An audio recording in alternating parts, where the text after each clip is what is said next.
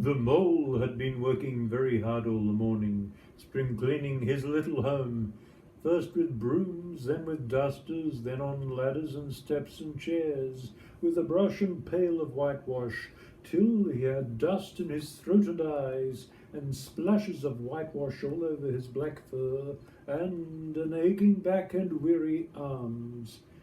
Spring was moving in the air above and in the earth below and around him, penetrating even his dark and lowly little house, with its spirit of divine discontented longing.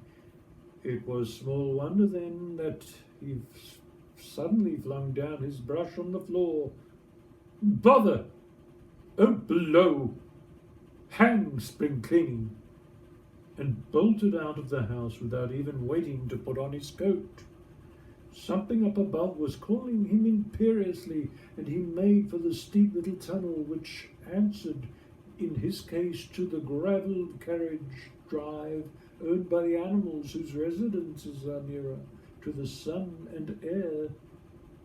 So he scraped and scratched and scrabbled and scrooged, and then he scrooged again and scrabbled and scratched and scraped, working busily with his little paws and muttering to himself, up we go, till at last, pop! His snout came out into the sunlight, and he found himself rolling in the warm grass of a great meadow.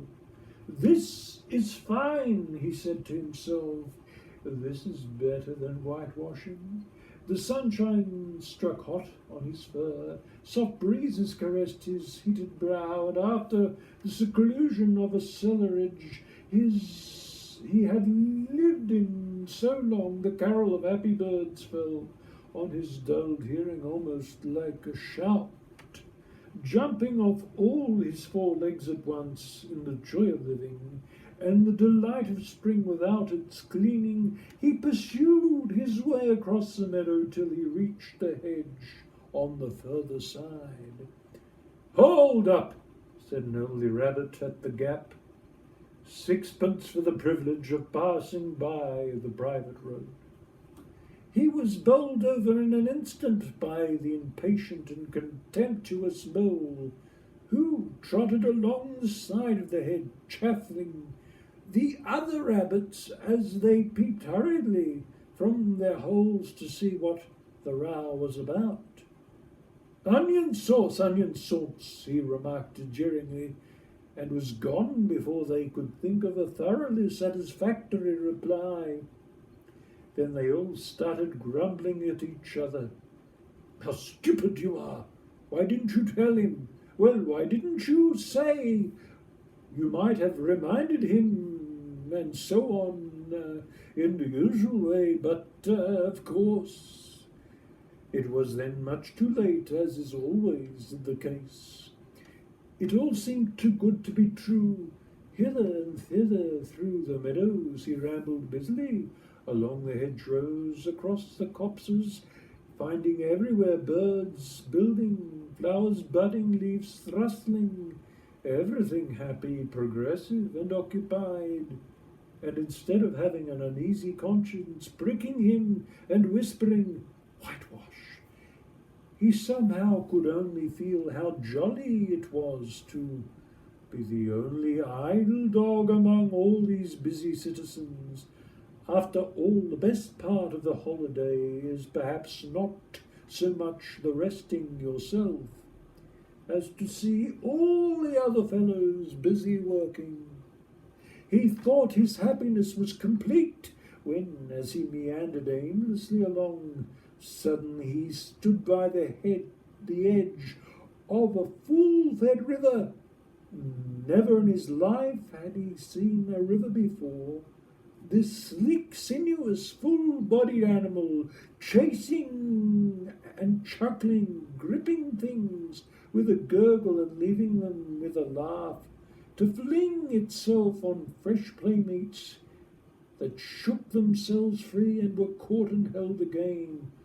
All was a shake and a shiver, glints and gleams and sparkles, rustle and swirl, chatter and bubble. The mole was bewitched, entranced, fascinated. By the side of the river he trotted as one trots, when very small, by the side of a man who holds one spellbound by exciting stories, and when tired at last, he sat on the bank while the river was still chattered on him, a babbling procession of the best stories in the world, sent from the heart of the earth to be told at last to the insatiable sea. As he sat on the grass and looked across the river, a dark hole in the bank opposite, just above the water's edge, caught his eye, and dreamily he fell to considering what a nice snug dwelling place it would make for an animal with few wants and a fond of a bourgeois riverside residence, above flood level and remote from noise and dust. As he gazed, something bright and small seemed to twinkle down in the heart of it, vanish, then twinkle once more like a tiny star, but could hardly be a star in such an unlikely situation, and it was too glittering and small to be a glowworm. Then, as he looked, it winked at him, and so declared itself to be an eye, and a small face began gradually to grow up around it, like a frame round a picture. A brown little face with whiskers, a grave round face with the same twinkle in its eye that had first attracted his notice, small neat ears and thick silky hair. It was the water rat. Then the two animals stood and regarded each other cautiously. "Hello, Mole," said the water rat. "Hello, Rat," said the mole. "Would you like to come over?" inquired the rat presently. "Oh, it's all very well to talk," said the mole, rather pettishly, he being new to a river and riverside life and its ways. The rat said nothing, but stooped and unfastened a rope and hauled on it, then lightly stepped into a little boat which the mole had not observed.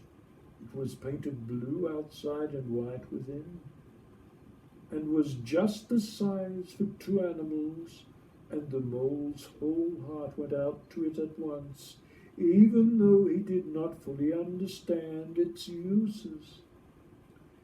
The rat sculled smartly across and made fast. Then he held up his forepaw as the mole stepped gingerly down. "Lean on that," he said. "Now then, step lively." And the mole, to his surprise and rapture, found himself actually seated in the stern of a real boat. "This had been a wonderful day," said he, as the rat shoved off and took to the sculls again. "Do you know, I've never been in a boat before in all my life." "What?" cried the rat, open-mouthed. "Never been in a... You never? Well, what have you been doing then?"